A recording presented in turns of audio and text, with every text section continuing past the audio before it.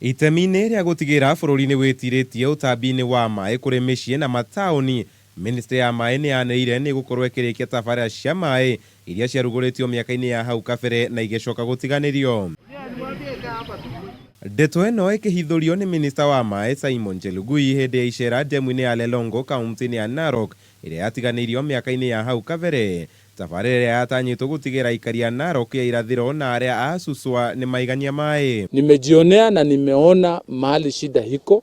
Tutaketi chini na maofisa wangu ili tutatue hiyo shida na tuhakikishe hii mradi ikamilike kulingana na ile mpango iliwekwa. Ndemu ĩno ĩrĩa yaigĩirwo keheri-inĩ ciringi mirioni 70 ĩrĩ kĩonereria gĩa tabarĩra nyingĩ iria ciatiganĩirio na mbeca iria ciaigĩirwo keheri-inĩ kũgĩa magũrũ. Chelugui akiuga ciringi bilioni 1 nĩ igũkorwo ikĩhũthĩka kũriũkia tabarĩra iria ciatiganĩirio. Hii Suswa itakuwa city, kutakuwa na special economic zone.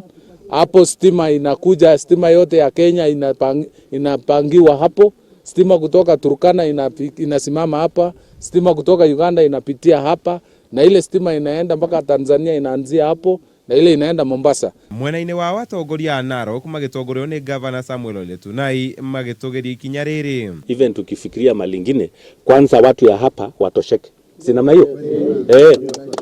Kabla tujasema dunia na wapi, kwanza watu ya hapa. Na hii maji natosha. Oho makiuga kũrĩkio kwa ndemu ĩno nĩ gũgũteithĩrĩria waki-inĩ wa mĩtaro ya gĩko ĩrĩa ĩrakwo kaunti-inĩ ĩyo. Handũ-inĩ ha Kameme TV, Njĩta Kamau wa Mwangi.